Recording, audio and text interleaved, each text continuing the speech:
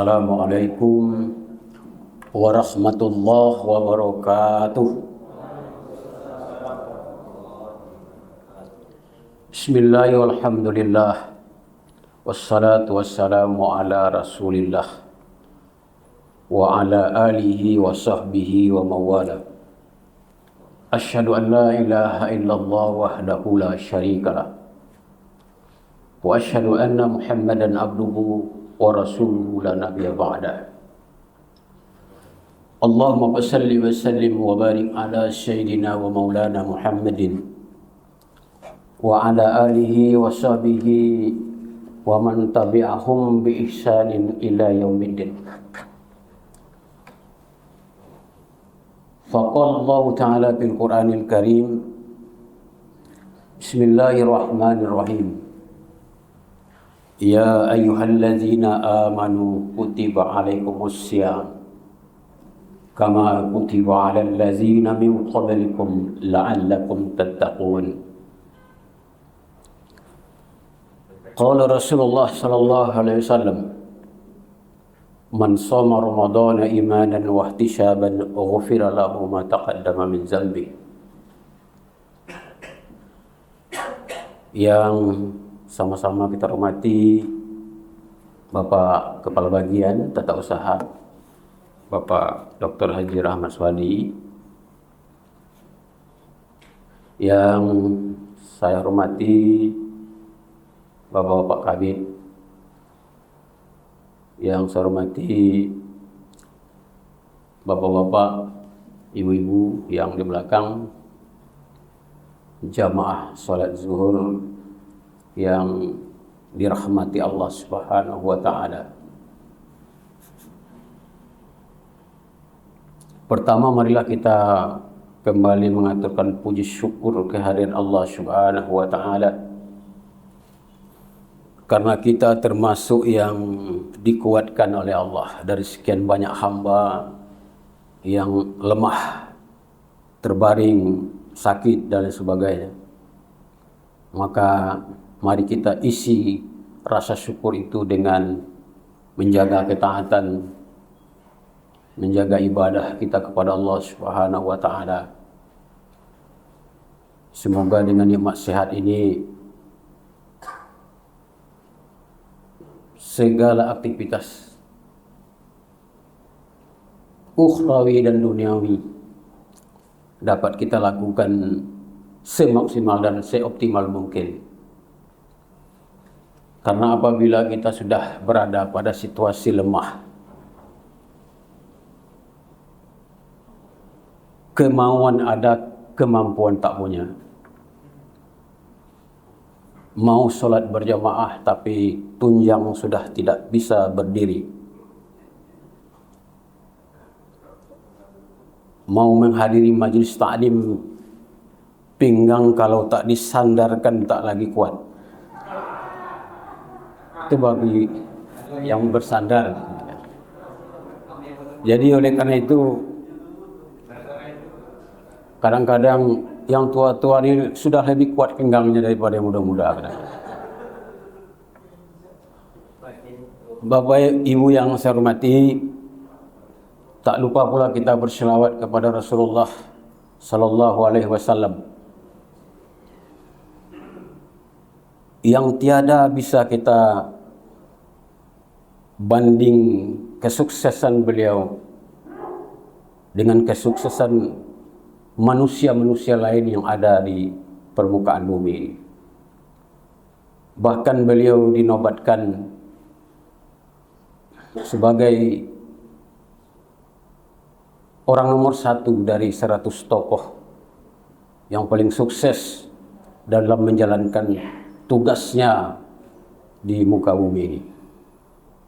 Semoga kita istiqomah menjalankan syariat yang dibawa oleh Rasulullah sallallahu alaihi wasallam sampai akhir hayat kita masing-masing. Amin ya rabbal alamin.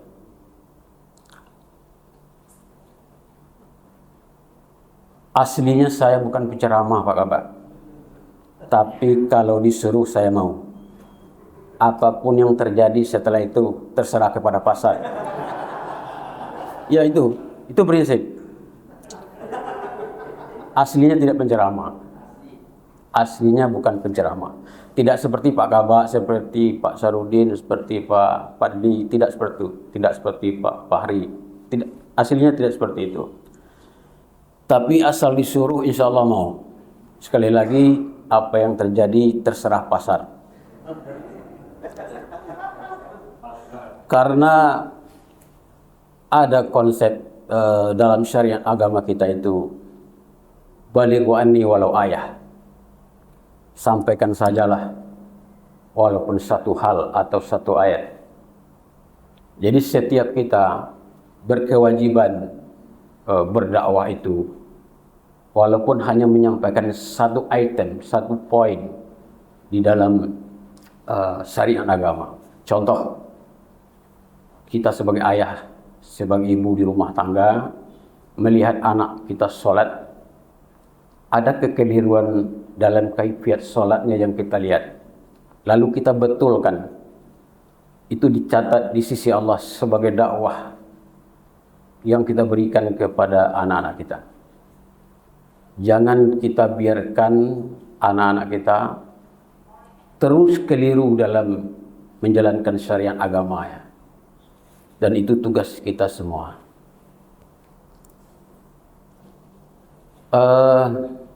Biar fokus, saya beri judul ceramah atau tausiah pada siang ini. Judulnya Sabar Tanpa Batas. Ya. Cuman Pak Sabarudin ada nampaknya. Kalau ada orangnya kan lebih didukung oleh fakta. Mengapa judul ini saya kedepankan? Karena ada di masyarakat kita, bahkan kita tidak peduli golongan apa, apakah dia cendekiawan, apakah dia ulama, apakah dia orang awam, apakah dia tenaga pendidik, selalu kita mendengar ungkapan sabar itu ada batasnya. Selalu tidak kita mendengar itu. Saya selalu mendengar itu. Sabar itu ada batasnya. Itu karena dia sudah marah. Maka selalu dia mengungkapkan sabar itu ada batasnya. Bapak Ibu sekalian, kalau kita telusuri dalil nakli dari ungkapan ini, dari teks Al-Quran dan hadis, saya pribadi tidak tahu bapak-bapak ustadz yang lain tidak menemukan pembenaran yang mengarah kepada ungkapan ini. Belum menemukan maksudnya. Ada ratusan kata-kata sabar yang mengiringi kalimat awal dan kalimat akhir dari Al-Quran itu. Tidak ada kita jumpai, tidak ada saya jumpai, bukan kita, mungkin bapak menjumpai. Tidak ada saya jumpai yang mengarahkan kita ke redaksi yang berlaku di masyarakat ini atau pernyataan yang berlaku di masyarakat ini. Jadi artinya kalau tidak ada, maka hakikatnya sabar itu tidak ada batasnya. Yang ada dalam sabar itu adalah kelasnya. Jadi setiap orang itu ada kelas kesabarannya, bukan batas kesabaran sebagai suatu ajaran. Ada orang itu sabarnya sejengkal kalau diukur melalui meter atau sentimeter. Ada sabar orang itu dangkal kalau diukur dengan kedalaman. Ada sabar orang itu rendah kalau diukur dengan ketinggian. Dalam hadis riwayat Al-Hakim disampaikan bahwa salah satu nikmat Allah yang paling luas itu adalah sabar. Kalau nikmat Allah yang paling luas itu sabar, ini menunjukkan bahwa memang sabar itu tidak ada batasnya. Tetapi ada di dalam Al-Quran, Allah katakan, Ya ayyuhalladzina amanu sabiru wassabiru warabitu. Kata Allah, wahai orang-orang yang beriman, bersabarlah kalian dan kuatkanlah kesabaran kalian. Jadi kalau kita lihat teks ini, kita baca juga beberapa tafsir,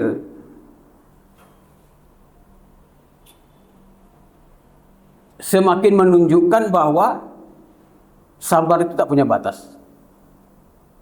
Karena Allah menyuruh kita bersabar dan kuatkan kesabaran.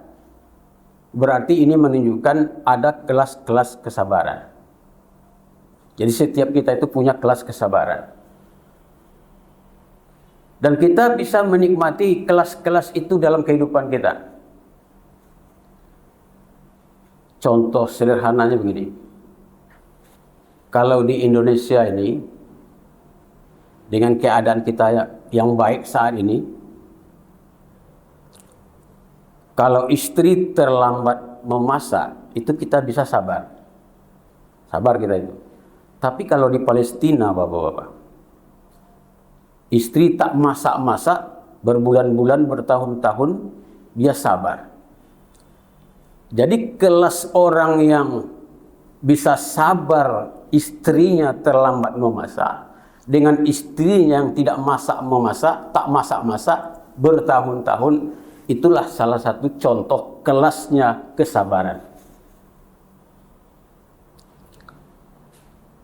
Jadi Palestina itu sudah menjadi ikon kesabaran. Kalau mau belajar sabar, belajarlah kepada masyarakat Palestina, kepada bangsa Palestina. Ratusan tahun mereka tertindas. Pernah dijanjikan oleh Perdana Menteri Netanyahu, kalian dibangunkan sebuah kota yang indah, mewah, asal kalian tunduk kepada kami. Bangsa Palestina yang kelaparan itu menolak mentah-mentah. Kami tidak butuh itu. Kami butuh mempertahankan Baitul Maqdis, mempertahankan tanah air dengan segala konsekuensinya, kepahitan, penindasan, penyiksaan. Itulah kelas kesabaran mereka dibanding dengan kelas kesabaran kita di Indonesia. Bapak Ibu yang saya hormati, mari pula kita coba telusuri kelas-kelas kesabaran para rasul, para utusan Allah. Kita ambil hikmah dari kelas-kelas kesabaran mereka. Meskipun semua utusan Allah itu memiliki kesabaran yang pasti lebih dari kesabaran kita yang hari ini, tetapi mereka punya kelas-kelas kesabaran masing-masing. Nabi yang pertama itu adalah Nabi Adam alaihissalam. Nabi Adam alaihissalam ini karena melanggar perintah Allah di surga, lalu Allah turunkan dia ke bumi. Turun ke bumi itu dipisahkan dengan istrinya. Sejarawan menyebut Nabi Adam diturunkan di India sekarang. Dan istrinya Siti Hawa diturunkan di Jeddah. Lalu kemudian dia dipisahkan menurut salah seorang sejarawan Mesir, Syekh Ahmad bin Ali Ahmad, menyebutkan 500 tahun. Walaupun penyebutan 500 tahun itu, beliau juga menyebut sejarah lain menyebut dengan tahun yang berbeda. Ada yang menyebut 200, ada yang menyebut 500. Apa pelajarannya di situ? Dipisahkan dengan istrinya, ambillah jalan tengahnya 350 tahun umpamanya.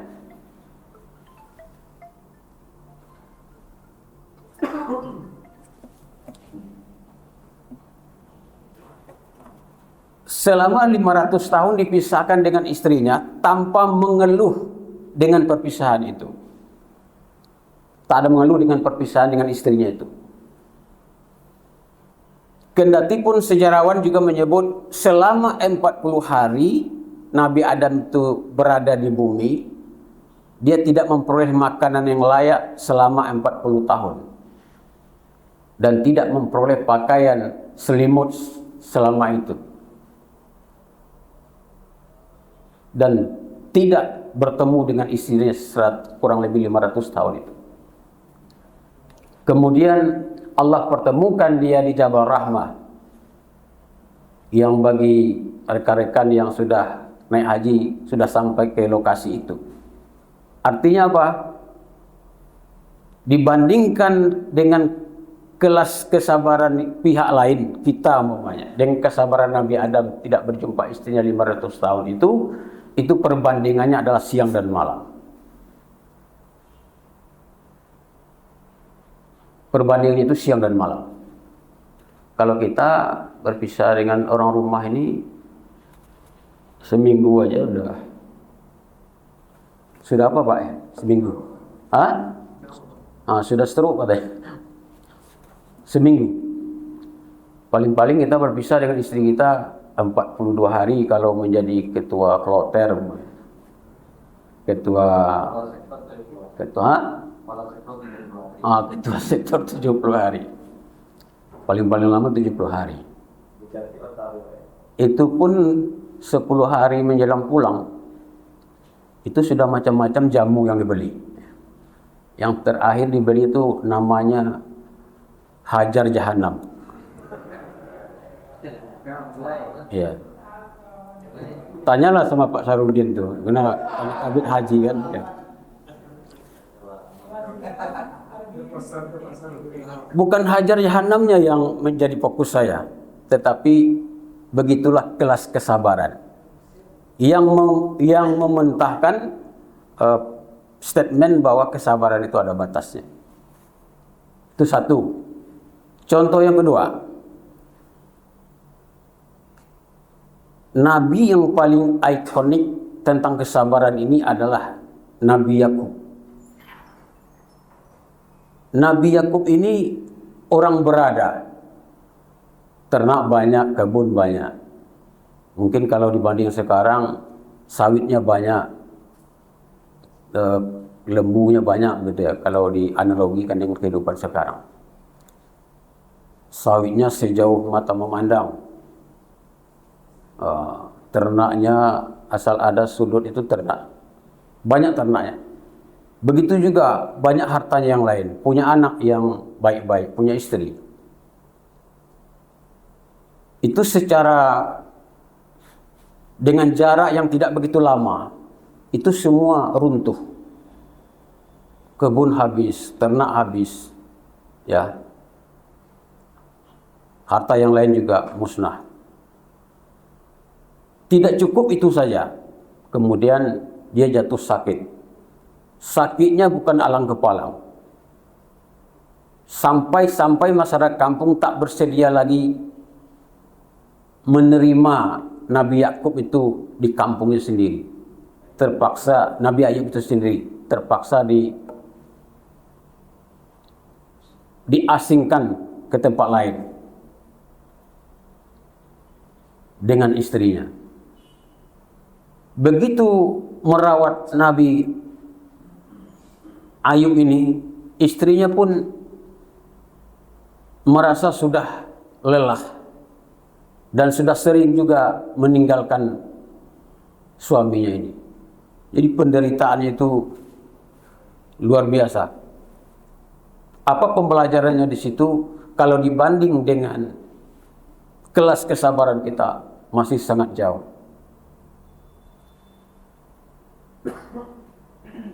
Kita patah satu kekuatan saja dalam sisi kehidupan kita, kita sudah mengeluh kemana-mana. Bandingkan dengan kelas kesabaran para utusan Allah itu tadi, patah semuanya. Ibadahnya tak berubah, ketaatannya tak berubah, kesolehannya tak berubah, buruk sangkanya tak muncul sedikit pun kepada Allah. Bahwa dia sakit itu adalah cobaan, bahwa dia sakit itu adalah siksaan sedikit pun tak muncul, tak terbetik di hati Nabi Ayub yang sakit itu tadi. Satu contoh lagi, baginda Rasulullah sallallahu alaihi wasallam ketika Fathu Mekah umpamanya. Fathu Mekah itu adalah di mana masyarakat Mekah melakukan pelanggaran-pelanggaran terhadap perjanjian. Lalu Rasulullah SAW membawa kurang lebih 20.000 pasukan pada tahun ke-8 Hijriah untuk menaklukkan kota Mekah. Ketahuanlah oleh masyarakat Mekah bahwa ada akan kedatangan Rasulullah dengan 20.000 pasukan itu tadi, dengan penuh kecemasan dan ketakutan. Tetapi apa yang terjadi setelah Rasulullah benar-benar sampai di kota Mekah? Orang-orang penuh kecemasan akan terbunuh, akan kehilangan harta, akan kehilangan tempat tinggal. Tetapi ternyata semua itu tidak terjadi. Rasulullah mengumumkan, wahai penduduk Mekah, kalau kalian masuk masjid aman. Kalau kalian masuk rumah Abu Sofwan aman. Kalau kalian masuk ke rumah-rumah kalian, kalian aman. Jadi saya ini aman karena saya Pak Sofwan pindah, saya masuk ke rumah Abu Sofwan. Pak Sofwan pindah ke Pulau Lawan. Nah, saya masuk ke rumahnya, bertetangga dengan Pak Eka. Insya Allah aman, masih aman Pak Bapak sampai hari ini. Apa tautannya dengan kesabaran? Ketika Rasulullah sudah berada pada puncak kekuatan, kalau Rasulullah memang ingin menghabisi masyarakat Mekah yang tidak menerima Islam, yang membangkang, cukup kekuatan Rasulullah dan menang. Rasulullah juga pada posisi halal untuk menghabisi mereka. Tetapi itulah kelas kesabaran Rasulullah, tidak memanfaatkan powernya itu yang sudah pada puncaknya itu untuk menghabisi masyarakat Mekah. Beliau memilih untuk bersabar dengan cara-cara yang lebih humanis untuk menaklukkan kota Mekah. Ternyata kota Mekah tidak perlu ditaklukkan dengan menebas leher orang-orang yang membangkang di Mekah. Cukup dengan Nabi bersabar dengan mengatakan, kalau kalian masuk rumah Abu Sofwan selamat, kalau kalian masuk masjid aman, dan kalau kalian masuk ke rumah-rumah kalian secara baik dikunci, kalian juga aman. Maka bergembiralah masyarakat Mekah, merasa aman masyarakat Mekah, suasana damai terwujud. Itu adalah karena high class kesabaran yang dimiliki oleh Rasulullah sallallahu alaihi wasallam. Masih contoh dari Rasulullah sallallahu alaihi wasallam.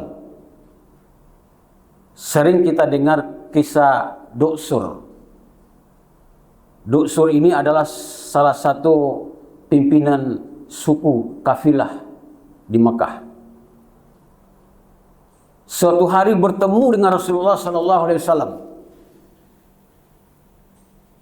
dengan ungkapan, wahai Rasulullah, siapa lagi yang bisa menolong engkau? Karena pedang sudah ada di tangan Duksur, siap menebas leher Rasulullah. Apa jawab Rasulullah? Dengan sabar Rasulullah menjawab, Allah. Ketika Allah sebagai kalimat yang tinggi, jawaban dari Rasulullah bahwa yang bisa menolong saya itu adalah Allah, maka terjatuhlah pedang yang ada di tangan Duksur. Ketika pedang Duksur itu jatuh, diambillah pedang itu.